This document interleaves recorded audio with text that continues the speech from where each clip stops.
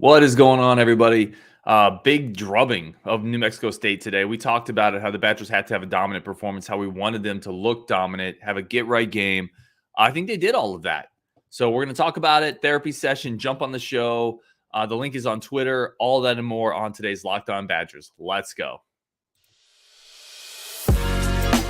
You are Locked On Badgers, your daily podcast on the Wisconsin Badgers. Part of the Locked On Podcast Network, your team every day.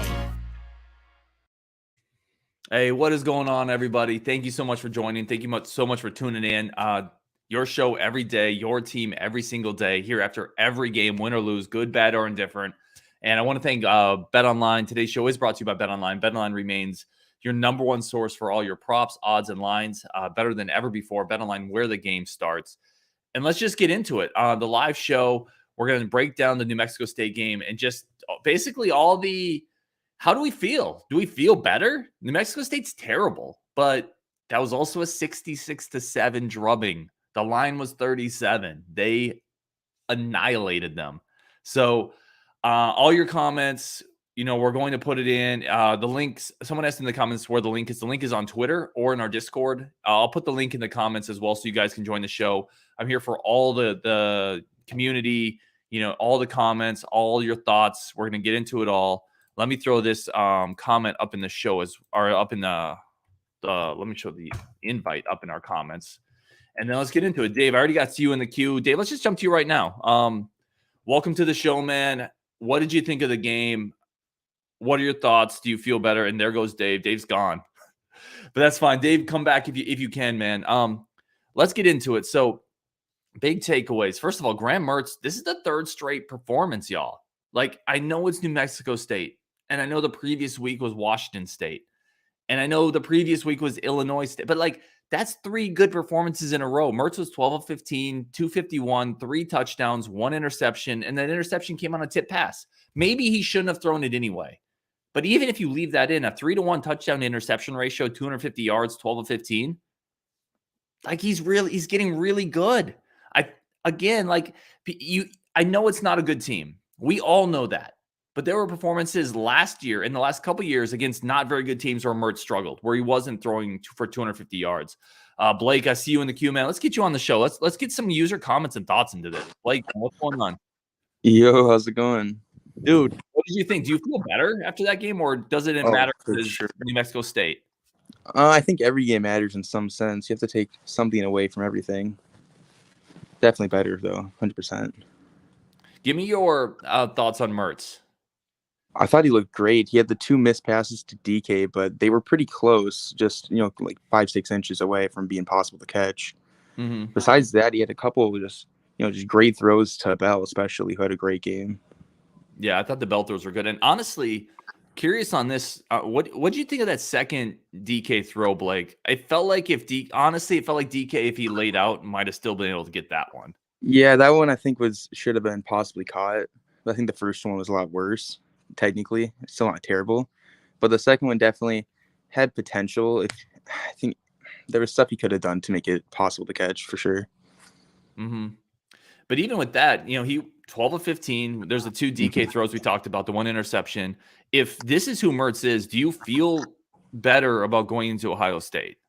Oh, for sure. Because if we had 2020 midseason Mertz, 2021 early season Mertz, this might be 60-0. No, I'm kidding. It wouldn't be 60-0, but yeah, it would be a rough game.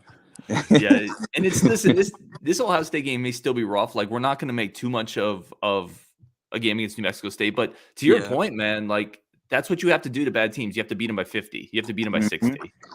Yeah, for sure. I remember 2019 early on, it was USF and Central Michigan just beat them by 49-60. That's what you want to see in these kind of games. When we should be beating them, we have great potential to have a good offense this year. Things just need to lay out right. Yeah, no, I agree, man. Blake, dude, thank you so much for the call. Stay on if you have any comments. Let me know. We're going to keep getting through all the comments of the show. Really appreciate the support, man. Yeah, of course. Thank you. All right, let's get into some of the comments because I got a bunch to talk about, but I want to get all your comments up here.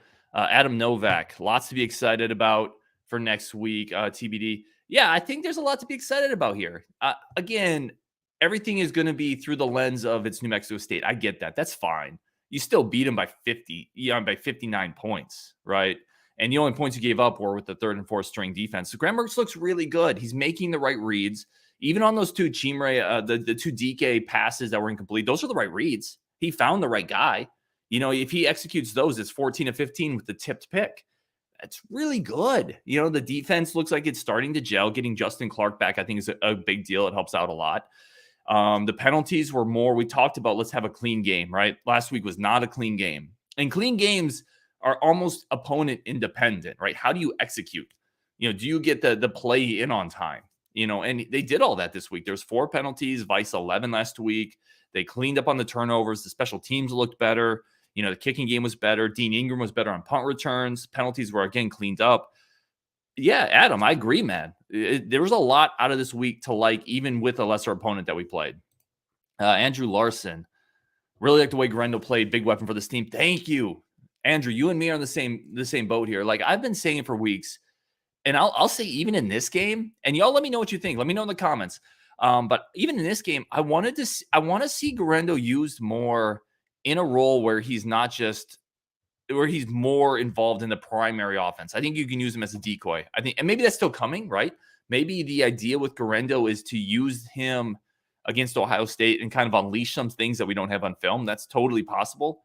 But he is so big and fast that to use him in mop-up duty and as the kind of the kick returner, it feels like we're wasting an asset that Wisconsin's offense doesn't get very often, right? There's just, forget Wisconsin's offense.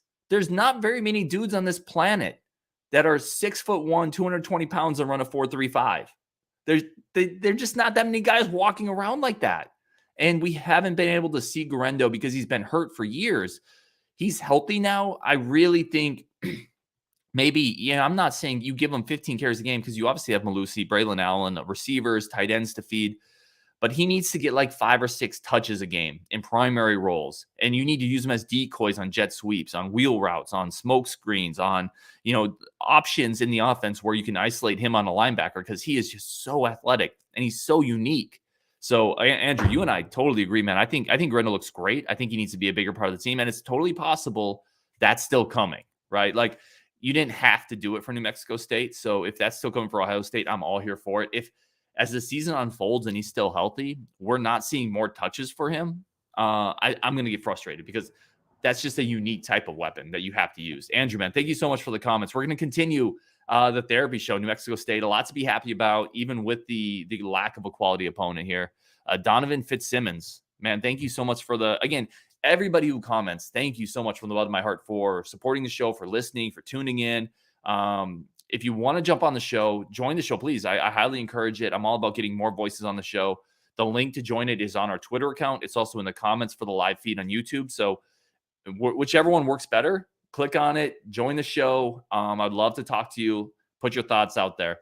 Donovan Fitzsimmons, Burkett showed some promise for the future. I thought he looked really good, right? Like, it's interesting because before the game, one of the keys I had was I want to see a dominating performance from Wisconsin. And I was measuring that by the fact that a dominating performance means Mertz only plays about 3 quarters, right? And that basically happened. Wisconsin took care of business. They did everything they had to do.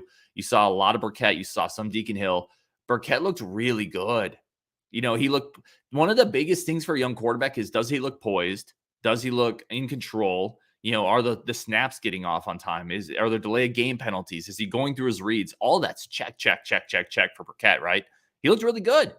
And everything we've ever heard about Miles Burkett is the intangibles are off the chart.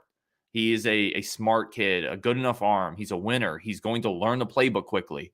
And, for him to come in as a true freshman by week 3 and look like he has an idea of what he's doing, to be able to push the ball down the field at times, I thought he looked great. So given the circumstances, right? Context matters. We're not playing Ohio State. The game was out of hand at that point, but he could still have come in and looked like a true freshman. He still could have come in and tripped over himself. We've all seen Jack Cohn initial performance. We've seen, young quarterbacks in their initial performance at Wisconsin look really bad. And that was not Miles Burkett. He looked totally competent, which is about as much as you can expect out of a true freshman quarterback. Coming up, a bunch more comments, a bunch more things to talk about. Defense looked great. Does this change any of our thoughts going into Ohio State? All that and more coming up on Locked On Badgers. A bunch more to get into. Really appreciate it. Wisconsin Badgers Therapy Show. First, today's show is brought to you by BetOnline. BetOnline remains your number one source for all of your sports betting needs and information. Live Vegas games, roulette, blackjack, in-game betting, futures. I hit on Wisconsin today. I had a feeling like if Wisconsin had any backbone, any spine, coming off that Washington State game, they were going to pulverize. That's a word I just made up. Pulverize and pummel. Pulverize. They were going to pulverize Washington State, and they did. The line was 37. I was all over that. Unfortunately, I was also on the Nebraska line. I thought they would have some new coach energy and cover against Oklahoma, and they got demolished. So that's unfortunate. I ended up breaking even today, but you can do that kind of stuff with BetOnline. It's a lot of fun if you have a feel on a game. Football, basketball, baseball, esports, UFC, racing. It's all there. Futures betting, live in-game betting. Grab your mobile device, head to the website today. Check out all your favorite sports and events. Learn more about the trends and actions. BetOnline, where the game starts. I want to thank everybody again. I say it all the time. I don't mean to beat a dead horse. Maybe I need to stop saying it, but I appreciate every single person who is jumping in to listen to the show, to support the show, leave comments. Y'all are the best fan base ever. I'm so appreciative of it. We're going to keep building it. And it's Locked On Badgers, your team every single day. Let's keep going with the comments. Ionic Mystic, let's go. That's about it, right? Woo! Let's get it. I mean, that's a great performance. It's a bad team, but this is what good teams should do to bad teams. All right. This is a sign of a team. We talked recently about Wisconsin Badgers teams kind of sleepwalking a little bit against lesser competition, taking a half to wake up. Wisconsin first drive, 3-4 plays, Braelon Allen touchdown. They were locked in from the jump. The defense looked great from the jump. That's a sign that the coaching staff had them ready. The players were amped up. I think there was definitely some anger, right, from that Washington State game let out initially on New Mexico State. So, yeah, Ionic Mystic, friend of the show, definitely support us. Appreciate it. I'm right there with you on that one. Zach Bartz, a lot of good today. Defense made some huge hits. Special teams stepped up. Mertz and Burkett look good. Yeah, a lot of what we hit on, I would say defense, again, let's focus on that. Defense made some big hits. We highlighted last week Kamoi Latu. I'm telling y'all, and I'm not breaking news here. Like, if you watch the game, you can see it too. Like, I'm not, Captain Obvious in a way. Like, he brings lumber. Like, what a good pickup. Getting him from Utah in the transfer portal, not just because there was a hole at safety, not just because there were depth issues at safety when Travion Blaylock got hurt, but he's literally just a good player. He would have been a great pickup regardless of, and Zach, man, great comment. Thank you for the support. He would have been a great pickup regardless of whether the depth issues or not. He is a big, fast, physical dude on the back end. And I think he probably has a few coverage issues. I know that was kind of the rap on him coming both into Utah and from Utah to Wisconsin, talking to John Garcia. He's better playing in the box. He's better playing physical, coming up, really being that enforcer, that Michael Caputo type of player, the player that can, Joe Stellmacher, that can come up and bang a tight end, come across the middle, force an incompletion. We saw that today. I don't know how he's going to be in the deep end in coverage, but what a good pickup. Look great. Special teams stepped up. Yeah. I mean, we touched on that. Let's touch a little bit more. 1-for-1 on field goals. It looked good. It wasn't a shank or anything. Hit every extra point. Van Zelst. All the kickoffs were reasonably good. I had a nice kickoff return from Isaac Arendo, who, again, we talk about. That dude has juice. Punting game was really solid. Dean Ingram was good on returns. Yeah, across the board, right? When you break it down across the board, special teams was good today. Probably at least a B+. And that's coming off a week last week where it wasn't very good. So, excuse me. Yeah, Zach, 100% agree. Special teams were good. Definitely a plus today. Competition's about to step way, way up, but we needed to see the clean execution, and we saw that today. TM3389, that may be one of the worst teams in Division I history. Stay healthy this week, see what happens. Yeah, listen, again, I am not here to try to make this into a Super Bowl. 100% agree, TM. That was a train. That's a train wreck of a team. I was watching on the first drive. Tippmann takes a defensive lineman, our linebacker, and just throws them like I throw my 7-year-old son. That's a really bad team. The quarterbacks are atrocious. There's no explosive players anywhere. We could have ran the ball every single snap and beat them by 30 or 40, I think. So very bad team. I think Wisconsin, for the most part, looked like they came out of this game healthy. I know we saw Ches Malusi get banged up a little bit, but for the most part, I think they came out of this game healthy, which is the most important thing. New Mexico State is certainly not the the barometer by which we need to judge our season. But again, I said it a couple times. I'll say it again. That's what you need to do to bad teams, right? You need to beat them 66-7. 49-0, 53-3. I don't know how you get to 53, but the point remains you need to pummel bad teams, and that's exactly what they did. So, yeah, I 100% agree, man. Bad team, but they took care of them. Let's go keep on with TM3389. And again, if you have questions, comments, guys, throw them in the show, throw them in the comments. Let me know the link to join the show. Everyone is free to join the show. Jump on Twitter or in our comment section on YouTube. I'll post the link back in there. Feel free to jump in and throw your thoughts up there. We'll chop it up. Whatever you want to talk about. What are your big takeaways? TM3389. I think the biggest question is who starts at right tackle and right guard. Right tackle is interesting. So all of this obviously depends on Riley Mahlman, right? Mahlman was the guy Bostad had coming out of camp. He is, and again, like there's so much there as a blue chip prospect, huge, 6'8", 6'9", long arms, athletic. Bob Bostad, when they were talking about him in the preseason, Bob Bostad said something along the lines of, yeah, they don't make people that big, that athletic. So him getting hurt kind of puts that whole spot in flux because it shouldn't be Logan Brown. It should be Trey Wettig. We saw in this game, Logan Brown and Trey Wettig kind of shifted. Brown was the starter. Wettig came in. I think Bob Bostad was a little frustrated with Logan Brown, who, let me be honest, let me be fair, Logan Brown as a point of attack blocker is pretty solid. Like, he can move people. He is a big physical guy, but I think he lacks some of the foot speed, some of the ability to hit targets in space, to be a pass protector. And then Trey Wettig came in, and I was watching him on his first play, and that dude is another just mountain of a man. And he got off the line of scrimmage, picked up a linebacker on the second level, buried him. It was, I think, on Malusi's big run, one of Malusi's big runs. And I've long thought Trey Wettig had a future at right tackle, right? Kind of that just road grading, big, huge physical right tackle. And nothing I saw today dissuades that opinion. He looks like a monster. So who should start right tackle? That's a great question, 3389. I mean, it's Mahlman when he's healthy. And I got to be honest, I think it might be Wettig if Logan Brown can't improve a little bit in pass pro. Maybe Trey's the guy. We saw Nolan Rucci on the field today as well. There's a lot of young talent there, and there's a lot of good options for Bob Bostad to pivot to. Hopefully Mahlman gets back. I think we need him. I think there's a reason Bostad pivoted to him as fall camp wound down. Let's go to Cold Stone. How do you feel about the running backs today? And, everybody let me know. What do you guys think about the running backs today? I thought it's interesting.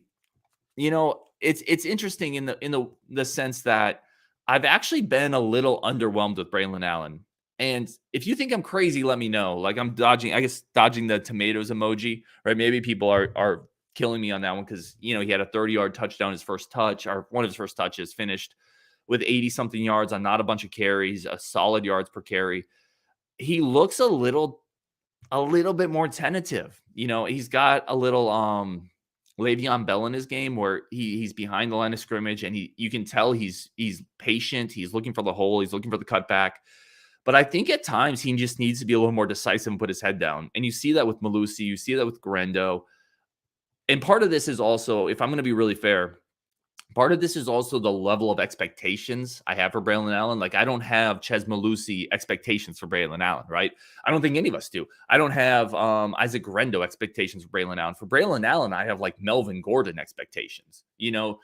Obviously not the same type of player, but like, I think he's that special and that unique. So I think occasionally he just needs to put his head down and be a little more decisive. The other running backs, and Cold Stone, thank you so much for the show or the comment, man. I really appreciate it. I love Garendo. I've said it again and again and again. I think he needs more touches. And it doesn't have to be more touches out of the straight eye back. We're going to hand him off and go off tackle. Sorry. It could be more touches just in the sense of jet sweep, more touches in the sense of a screen, a wheel route. I love him. I think his game looks really good. He's big, fast, physical, and healthy. And as long as you have that, I think you got to get him more touches. Malusi's interesting. He's very decisive. Like, he hits the hole quick. He puts his foot in the ground, goes north-south, has, more physicality than I think a back of his size usually has. So I like him a lot as well. It was nice to see Julius Davis get in the game, rip off a couple big runs. You can clearly see, though, and I don't know if it's still just he never got fully over the core injuries he had. He's missing like a little bit of the burst that he had in his high school film. And that's a shame because his high school film was ridiculous. Like everyone who watched that clip of him doing like that amazing Sports Illustrated play where he did a 360 hurdle over 3 defenders. I mean, his high school film was incredible, but he looks a little slower than everybody else. So it was also nice, by the way, to see Jackson Aker get his hands on the ball on a little swing pass that Mertz delivered. So overall, I think the running backs are great. I think our top 3 is about as good as you can get in the country. And maybe it's a product of my expectations for Braelon Allen, but I would like him to be just to take more decisive. So Cold Stone, man, thank you for the comment. Mitchell Bilak, who has made a bunch of comments on the show, really another great supporter of the show. It's just really hard to know how all this translates to next week. Yeah, 100%. I mean, you nailed it, 100%. And the next comment in the thing is TM3389 saying it doesn't translate at all. See, I'm going to disagree with you a tiny bit, TM3389. I think it does translate a little bit, right? Because here's what I'd say. Because I think the inverse would be true as well. If Wisconsin came out and they had a bunch more penalties and they were sloppy again and they struggled at the line of scrimmage against a bad team, I think that would translate to next week. So I think them coming out, dominating the line of scrimmage, looking like the far superior team, which they are, Mertz having another good game, the special teams being clean, I think that does help going into next week. I think it builds a little momentum. It builds a little swagger, a little belief. Mertz has another good game that he stacks. It's nice to see the clean special teams. But again, you are jumping from New Mexico State to Ohio State. So when we're asking how much all this translates, I think some of it, but for the most part, not all of it, right? Because the level of competition is jumping so dramatically. But it's certainly better than playing a 24-13 game and it feels like you're limping into Ohio State. So great comment, Mitchell. Deborah Down, again, great support of the show. Badgers played a well-rounded game today. It was great to see so many different players involved in the offense. Yeah, I love it. I love seeing the balance. I love seeing I'm a guy who loves blowouts because I love seeing the second teamers, the third teamers, Joe Bruner out there, Trey Wettig. I love seeing Deacon Hill and Miles Burkett, Julius Davis. We saw a little bit of Vinny Anthony out there, even though he didn't catch a pass. So agreed. I love seeing all the different players contribute and play. And from the starting group, you're really seeing such a balanced receiver core, right? Skylar Bell, it was kind of his day-to-day. The first couple weeks, I felt like they targeted Marcus Allen more. He didn't catch a pass today. We saw Dean Ingram more involved today. So I love the balance that we're seeing, to Deborah's point, across the offense. Very well-rounded. Deborah, man, great comments. Thank you so much for, again, always supporting the show. Appreciate it. Coming up next, much more. We have a ton of comments we still want to get to. A few more things I want to get to coming up on Locked On Badgers. But first, word from our sponsors. All right, thank you so much for tuning in to Locked On Badgers, coming off a 66-7 drubbing of New Mexico State. Really appreciate everybody listening, everybody tuning in, all the comments, everybody supporting and building this community. And that's what it's all about. It's about all the Badger fans that we can get together, elevating voices. And, again, I'm very appreciative of everyone that has contributed to that. So this is your team every single day, and we're here for it. Let's keep laying out these comments. Let's keep talking about this game. Backs Outdoor Adventure. Again, somebody who's made a bunch of contributions to the show. I still think the offense line has to be cleaner, tighter. There weren't holes there that were early, stiff competition. And certainly the competition is going to get stiffer. It's not going to be New Mexico State. So, I thought the offense line was pretty good today, backs, but there were a couple penalties. Tittman got banged on another one. There were a couple execution penalties, another chop block penalty. Those are just killers because they really set you back from where you were. I will say this, there are moments at the goal line where Braelon Allen's getting tripped up, where even Ches Malusi has to kind of use second and third effort to get in. It feels like we could be more physical at the point of attack in those moments. It does feel like the holes maybe we're not driving a New Mexico State defensive line off the line of scrimmage as much as we should. So I think that's a solid point. Certainly competition from here that's it. There's no more cupcakes, right? That's another thing to talk about. There are no more cupcakes. And maybe we shouldn't have ever considered Washington State a cupcake, but certainly Illinois State's a cupcake, right? Certainly New Mexico State is a cupcake. Those are gone, y'all. The bakery is out of business, okay? There are no more cupcakes. Now we have Ohio State, Iowa, Northwestern, Purdue, Minnesota, Michigan State. It's on now. So the offensive line has to step that game up for sure. Let's go into Mike Bowes. That was exactly what they needed to gain confidence. Next week is next week. This week was a job well done. I think it's 100%.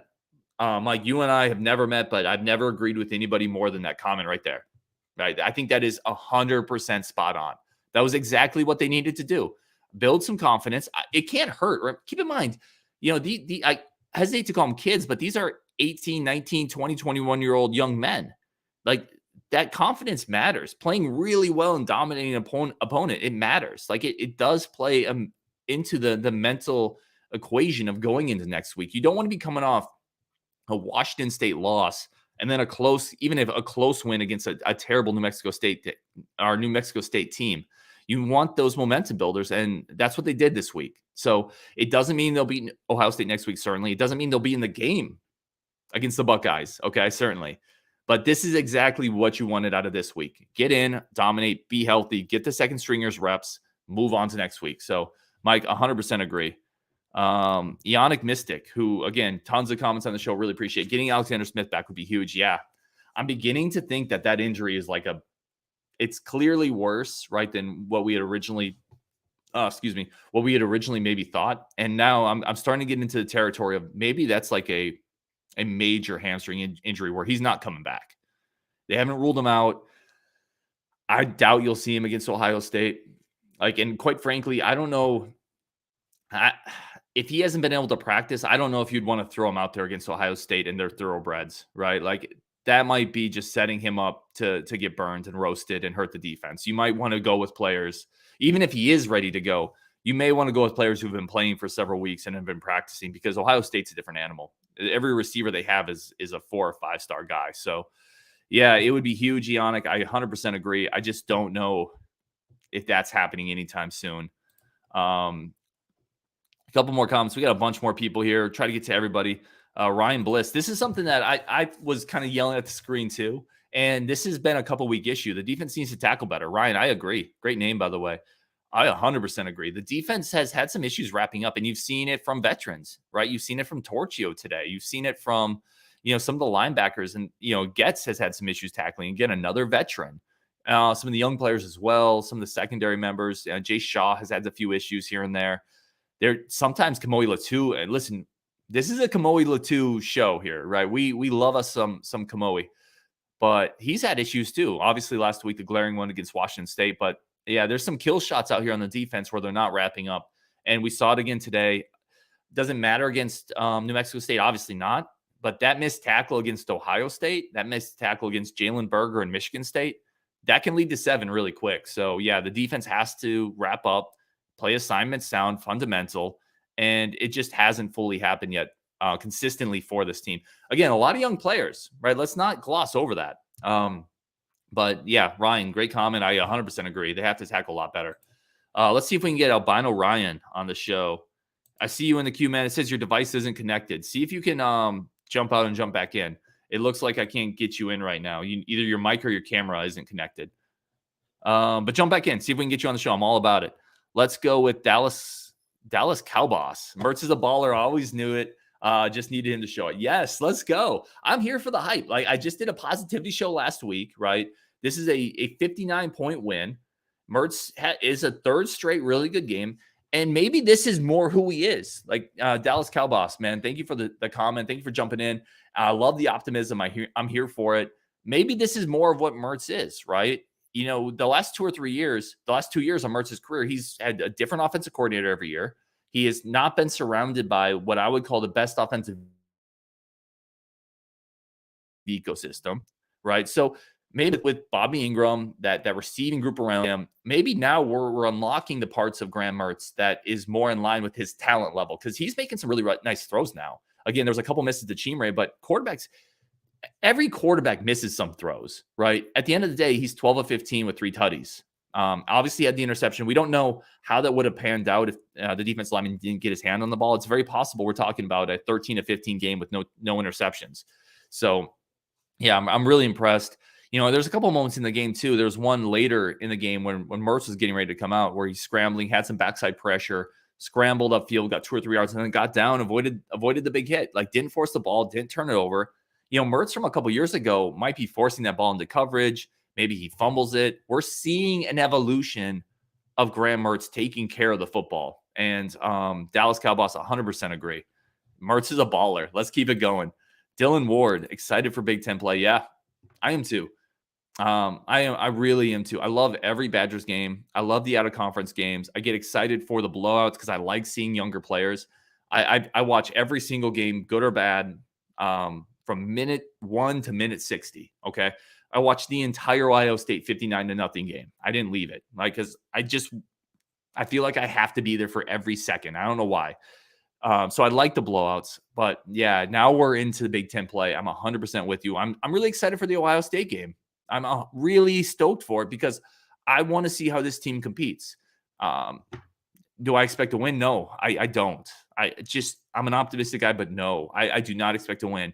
Do I expect them to compete and stay on the field with Ohio State? That's a better question. So yeah, I'm excited for it. Andrew Larson, love the comments, everybody. Do we have any updates on Smith and Waller? Waller, I saw, and we have a few comments after that. Dylan Ward said Waller's going to be out a while. Yeah, I've seen that as well. Waller expect to be out for at least 2 or 3 more weeks at a minimum. Alexander Smith has just been the man of mystery. Like it's always kind of been talked about as just like he's dealing with the hammy thing. And, we thought he'd be there in week 1, maybe week 2, and it just keeps kind of snowballing, which makes me think, I don't know. Maybe he had a setback. So I wish I could have more information for you there, Andrew. Appreciate the comments. Obviously, both of those players would be huge. Not having them available for Ohio State's a big deal, right? But that doesn't mean we couldn't have them available for the next time we play Ohio State. Wink, wink, right? So, yeah, no, I appreciate the comments, man. Let's go to Badger and Bournemouth. Holding penalties again. Yeah, there were a couple. Not as many, though, right? Obviously, Tippmann had one. I thought Tippmann's was a little ticky-tacky. Yeah, but Tippmann got one. I think Eschenbacher had one, 82, the tight end on the edge. That was on Garendo's run in the third quarter, fourth quarter. So yeah, I think you have to clean it up. You have to continue cleaning it up, but you're never going to be perfect either, right? And we went from a game where we had 11 penalties to a game where we had 4 or 5. So progress is where I would say.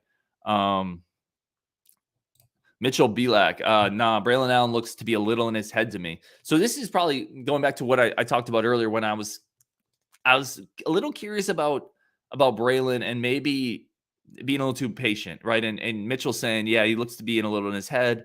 There's just something there where it looks like he's not seeing it right away. He's not hitting it right away. Like, he's still so good. Like, people are still bouncing off of him, right? His vision has always been really impressive for a younger player. But again, and I think, Mitchell, maybe this is what you're saying, and we got another comment right behind here with Donovan Fitzsimmons. Donovan, thank you for the comment as well. Being a little too patient. Yeah, I think he's just being a little too patient. Like, it's okay to just put your head down, drive forward, and get 3 or 4 yards. And with that dude, with his lower body base and the type of build he has and the type of player he has, he's going to get, if he puts his head down and just attacks, he's going to get 2 or 3 yards every time. But we're seeing him get tripped up a little bit because he's maybe not seeing it or maybe not being as decisive. I don't know. I definitely want to go back and watch. I need to rewatch some of this and see, but maybe it's a rhythm thing. Maybe, he's splitting carries with Malusi. I'm not sure. But I would like to see it back. Deborah, I think Cundiff is a natural receiver. Yes, this is a great point. Cundiff looks great, right? He looks great. He looks very much like kind of like a Troy Fumagalli, right in that mold of player who really is difficult for defenses in that 0 to 15 range, right? Because he's a good blocker. He's physical. He can shed coverage. Like, smaller players have a hard time because he can shield them off. He's got really soft hands, moves well enough after the catch. Cundiff is really developing into like a really good weapon for Graham Mertz in this Wisconsin offense. And low key, I really liked him coming out of Kansas. When they recruited him, I thought he was underrated. I thought he showed a lot of receiving skills on film. And I'm not trying to go back and pat myself on the back. I get plenty wrong. But I've always liked Cundiff in this role. And to see him kind of develop makes me really happy. I think he's becoming a really solid tight end one and probably one of the better tight ends in the Big Ten, especially as that guy who can be on the line of scrimmage, hand in the dirt. You can leave him on some defensive ends, linebackers, and then he can release and you can bang him with a 15-yard out route. So 100%, Deborah. I think Cundiff has looked great. A bunch more comments. We're just going to keep busting through it because if you guys are going to take the time to be here, I am definitely going to take the time to be here. And we don't get a lot of game days. So we're going to talk about them when we get them. Big Apple Bucky. Appreciate the comment. An encouraging quarterback performance today. I wonder if some of those completions in tight windows would be incompletions or interceptions against Ohio State. Yes, they would. I mean, they just would, right? Especially probably some of those where he's fitting in over a linebacker and in front of a safety. Like, you're going to have to be tighter on those. Ohio State just has athletes that most teams don't have. So it's a great point. certainly everything gets harder when you ratchet up the opponent. And New Mexico State just doesn't have dudes. They don't have dudes on the back end that Ohio State's going to have. So, yeah, some of those are absolutely probably going to have to be fit in tighter. There are points where I feel like Graham Mertz, and y'all let me know if you think I'm wrong on this. I think there's points where Graham Mertz could zip it in a little bit more. He puts a little too much air under it, which against New Mexico State is fine. Against Ohio State, Iowa, Penn State, Michigan, I think you got to get it in there a little quicker. And there's a few spots where I think Mertz, could zip it in a little more. He has the arm strength to do it. So it looks like he's guiding it at times a little bit. That's a great point, Big Apple Bucky. Let's go. Dallas Cowboys back on the show. Mertz's accuracy and no penalties does translate. Yeah, I agree with that. It's kind of what I was saying earlier in the show. I think that you can't make a ton out of playing New Mexico State. But again, I'll go back to this. One of the best quotes I ever heard from a coach was at a coaching clinic, and they said, don't overreact to everything, but make sure you react as well. In other words, you're playing a bad team, you still can take stuff out of this, right? You can still react to it. And we all know, I'd be right there with y'all. We all know if this wasn't a pretty game, if Wisconsin struggled, that we would be reacting to it, right? We would say that translates to Ohio State.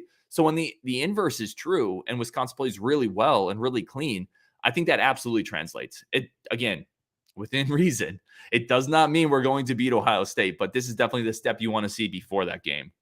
Dallas, man, thanks for the comment once again. Matthew pitched. Do you think BA losing weight was good for him? How much speed and agility is gained as opposed to strength and power lost? Yeah, again, one thing I'll always tell everybody on the show is I'm going to keep it real with you. I don't know. On this one, in terms of BA losing some weight, I know he lost some weight. I don't feel like I can speak to how much speed or agility is gained as opposed to strength and power loss. That would be probably a question for the strength and conditioning team, Braelon Allen. I do think, if I'm being honest, I did like the fact that he lost weight in the offseason. I talked about it. I thought he could use a little more quickness, a little more speed in his game. I didn't think losing weight would really affect his power that much. And I don't think it has. I think we still see the power. To me, it's more of decisiveness. It's more of a lack of seeing things develop. And I got to wonder, and this is a good question for everyone here. Let me know what you think. I got to wonder if maybe this is reflective of a difference between Gary Brown and Al Johnson, right? Al Johnson has never coached running backs. He's an offensive line guy. And maybe we're seeing some, I don't want to say issues. This is too early to say issues. And this is only me speculating, but maybe we're seeing some of a coaching drop off potentially between Gary Brown, who was a big time running backs coach, and Al Johnson, who's never coached running backs. It's something to monitor. Badger Bournemouth, the bakeries of it. Yeah, man. Coming in with some comments. First of all, he had a couple of really funny comments too. He said Northwestern and Nebraska are cupcakes. Yeah, they probably are. Northwestern lost today. Nebraska lost 49-14. They probably are cupcakes, but we know our history with Northwestern. And for some weird reason, Nebraska seems to play as close. They seem to play as close and lose, but they seem to play as close. So we'll have to see. Overweight Monkey. Glad I could catch the show. Love the content as always, man. No, I appreciate it. I really do. I love all the nice comments we've gotten. And again, that's reflective of y'all, of the comments you're bringing up, of the guests we have on. That is not me. That is everything that's good about the Badger community. So no, I really appreciate it, man. Let's see. We got so many comments. If I don't get to your comment, by the way, I'm trying to hit at least everybody. Some people have multiple comments, and some comments are kind of different variations of the same thing. So if I don't hit your comments, don't be frustrated. Definitely believe I see them, and I'm trying to get to everything for sure. Mertz seems so much more confident. Another one from Deborah. He's successfully completing passes to 4 or 5 different receivers. Yeah. And I talked about this a little bit earlier. I think actually, Deborah, was your comment again about, seeing a more rounded offense. Like, it looks like Mertz is confident to go to any one of his, I would say, big 3, right? I think Chimere, Skyler, and Marcus Allen are actually, really, it's really kind of a big 4 if you throw Clay Cundiff in there as well. I don't know. Like, this is just a really rounded passing game right now because you can hit a lot of different weapons, and Mertz is showing that confidence to do it. And we saw Dean Ingram get some catches towards the end as well. So yeah, I agree. I think he looks confident. I like Mertz looks in control of the offense. He knows where to go with the ball, and he's not forcing anything. So I 100% agree. Let's keep going here. So many comments. Nick Flahiv. Again, if I mispronounce it, I'm sorry. I think Render should be the running back too. That's an interesting one. Let me know y'all think on that. I want more touches for Garendo. And I think he gives you stuff that Chez Malusi doesn't. Right? I think he gives you a physical athlete that Malusi doesn't. I just don't think – I don't know. I don't know about the two. I definitely want him to get more touches, though, and I appreciate where you come from this because I think he is a better athlete than Malusi. He's bigger and faster. So definitely more touches, though. I think we all agree there. Let me talk a little bit really quick about what's coming up this week. I want to make sure everyone is on board. We definitely have basketball coverage coming up, too. I know we're in the middle of the season, but we're going to start getting more basketball coverage out. We're going to have an Ohio State crossover with the Locked On Buckeyes host, so that's going to happen. I think we're going to have Levis Smith, who was on the show once, an Ohio State guy, on the show as well to preview. So a lot of stuff coming up. Again, whatever we can do to keep pumping out content, keep building the community, we're going to do that. Again, if you want to join the Discord, we're doing our giveaway I'll do it right after this, actually. It's for the Chimere DK rookie autograph card. We're going to give that away right on our Discord, just a way to say thank you. And really, guys, I just want to say, again, thank you. I appreciate it. It's your team every single day.